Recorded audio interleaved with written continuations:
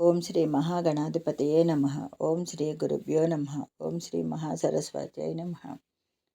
శ్రీ పద్మపురాణాంతర్గత సంపూర్ణ కార్తీక మహాపురాణము 23వ రోజు పారాయణము. పంచదశాధ్యాయము.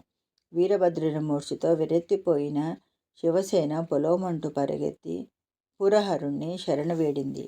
అభయవుడైన శివుడు అసలేమి జరగనట్లుగానే చిరునవ్వు నవ్వుతూ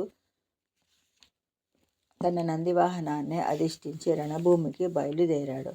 అంతవరకు భయకంపితులైన సమస్త గణాల వాళ్ళు కూడా శివ సందర్శనంతో ధైర్యవంతులై పునః యుద్ధ ప్రవేశం చేశారు.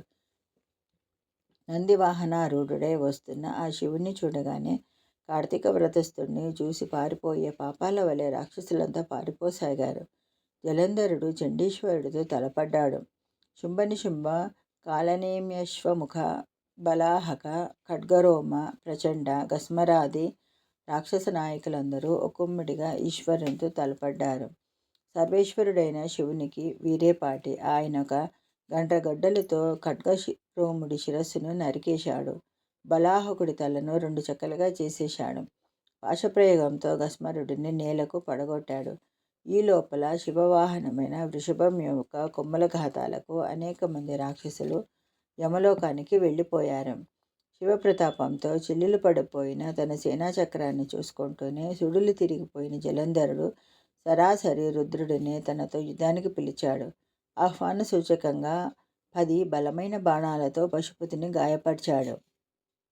అయినా శివుని ముఖంలో చిరునవ్వు మాయలేదు.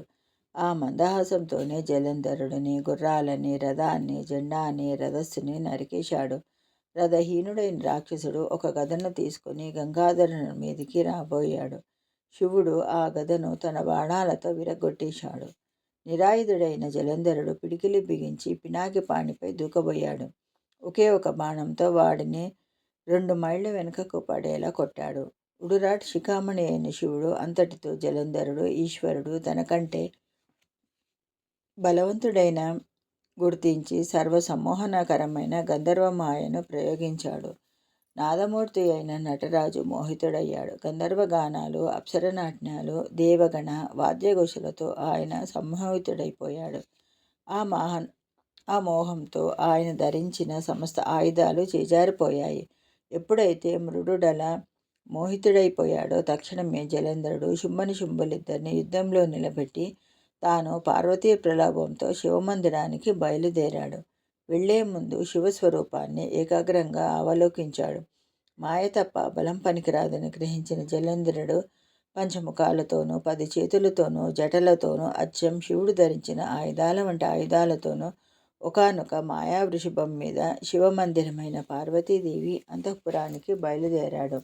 అలా వస్తూ ఉన్న మాయా జలంధరుడిని చూసి అంతవరకు పరదృష్టి గోచరంగాని పార్వతి వాడి దృష్టిపదంలో పడింది. అందానికి మారిపోయిన ఆ పార్వతిని చూస్తూనే జలంధరుడు వీర్యస్ఖలనం చేసుకున్నాడు. ఎప్పుడైతే వాడు వీర్యస్ఖలనం చేసుకున్నాడో అప్పుడే వాడి మాయా విద్య నశించిపోయింది.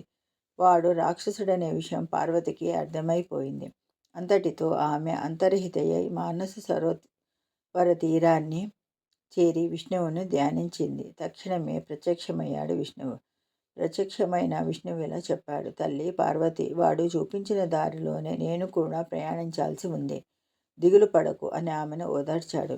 నీ పాతివ్రత్య మహిమ వలన పశుపతి ఎలా జయింపరాని వాడు, అలాగే ఆ జలంధరుడు భార్య యొక్క పాతివ్రత్య మహిమ వలన కూడా వాడు జయించరాని వాడుగా తయారయ్యాడు.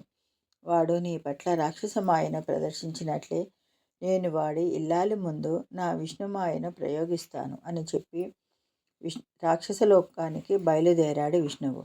పంచదశోధ్యాయం సమాప్తము. షోడశాధ్యాయము. ఆ విధంగా విష్ణువు బయలుదేరినది మొదలు అక్కడ ఆ రాక్షస రాజ్యంలో జలంధరుని భార్య అయిన బృందకు దుస్వప్నాలు కలగసాగాయి. ఆమె కలలో జలంధరుడు దున్నపోతు మీదెక్కి తిరుగుతున్నట్లుగా, దిగంబరుడైనట్లు, వల్లంతా నూనె పోసుకొని తిరుగుతున్నట్లు, నల్లని రంగు పువ్వులతో అలంకరించబడినట్లు, పూర్తిగా గుండు చేయించుకున్నట్లు, దక్షిణ దిశగా ప్రయాణిస్తున్నట్లు, తనతో సహా తన పట్టణమంతా సముద్రంలో మునిగిపోతున్నట్లు కలలు వచ్చాయి. అంతలోనే మేల్కొనిన బృంద ఉదయసూర్యుడిని దర్శించి తాను చూసినది కలేనని తెలుసుకొని అది అశుభమని తలపోసి చింతించసాగింది. అయినా అది మొదలామెకు మనశ్శాంతి లేకుండా పోయింది. అరిష్టాన్ని తలబోస్తూ అస్థిరమతి అయి నలుదెసలా మసలసాగింది. ఆ విధంగా ఒకానొక వేళ వనవిహారం చేస్తుండగా సింహం లాంటి ముఖాలు కలిగిన 2 రాక్షసులు కనిపించారు. వారిని చూసి భీతాత్మురాలి అయిన బృంద వెనుదిరిగి పారిపోతూ ఆ వనమందే శిష్య సమేతుడై ఉన్న ఒకానొక ముని యొక్క కంఠాన్ని చుట్టుకొని, ఓ మునివర్య, నన్ను రక్షించు, నాకు నీవే శరణు అని కేకలు వేయసాగింది.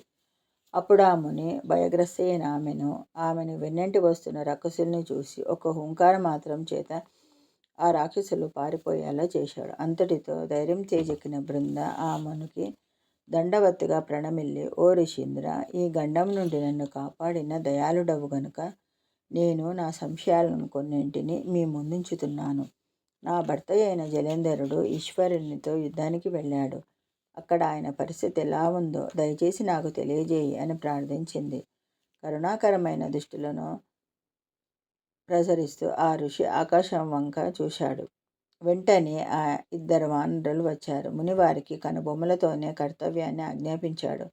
ఆ 2 కోతులు మళ్ళా ఆకాశానికి ఎగిరి అతి స్వల్పకాలంలోనే తెగవేయబడిన జలంధరుడి చేతులను, మొండెమును, తలను తెచ్చి వారి ముందుంచాయి. తన భర్త యొక్క ఖండితావయవాలను చూసి బృంద గొల్లుమని ఏడ్చింది. అక్కడే ఉన్న ఋషి పాదాలపై పడి తన భర్తను బ్రతికించవలసిందిగా ప్రార్థించింది. అందుకామునే నవ్వుతూ, శివోపహతులైన వాళ్ళని బ్రతికించడం ఎవరికీ సాధ్యం కాదు. అయినా నాకు నీ పట్ల ఏర్పడిన అవ్యాజమైన కరుణ వలన తప్పక బ్రతికిస్తాను అంటూనే అంతర్హితుడయ్యాడు. అతనలా మాయమైంది తడవుగా జలంధరుడి అవయవాలన్నీ అతుక్కొని అతడు సజీవుడయ్యాడు. కిన్నురాలై ఉన్న బృందను కౌగలించుకొని ఆమె ముఖాన్ని పదే పదే ముద్దాడాడు. పునర్జీవితుడైన భర్త పట్ల అనురాగంతో బృంద పులకరించిపోయింది. వారిద్దరూ ఆ వనంలోనే వివిధ రకాలుగా శృతక్రీడలలో మునిగిపోయారు. మరణించిన మనోహరుడు మరలా బ్రతికి వచ్చాడనే ఆనందంతో బృంద వెంటనే గుర్తుపట్టలేకపోయినా ఒకానొక శృత సుఖానంతరం ఆమె అతనిని విష్ణువుగా గుర్తించి వేసింది. మగని వేషంలో వచ్చి తన పాతివ్రత్యాన్ని మంటగలిపిన ఆ మాధవునిపై విపరీతంగా ఆగ్రహించింది. ఓ విష్ణుమూర్తి, పరస్త్రీగామివై చరించిన నీ ప్రవర్తన నిందింపబడునుగాక. నీ మాయతో ఇతపూర్వం కల్పించిన వానరులిద్దరూ రాక్షసులై జన్మించి నీ భార్యనే హరించెదరుగాక.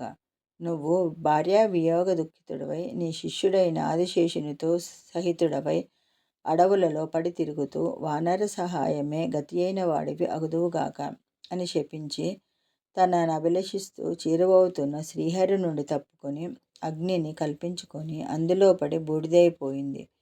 అందుకు చింతించిన విష్ణువు మాటిమాటికి ఆ బృందని స్మరించసాగాడు. సులువున కాలిపోయిన ఆమె యొక్క చితాభస్మాన్ని తన తనువంతా పూసుకొని విలిపింపసాగాడు. సిద్ధులు, ఋషులు ఎందరెన్ని విధాలుగా చెప్పినా విష్ణువు శాంతిని పొందలేకపోయాడు. అశాంతితో అల్లాడిపోసాగాడు. ఏవం శ్రీ పద్మపురాణాంతర్గత కార్తీక మహత్య మందలి 15-16వ అధ్యాయములు సమాప్తము. సర్వే జన సుఖినో భవంతు. లోకా సమస్త సుఖినో భవంతు. ఓం శాంతి శాంతి శాంతి.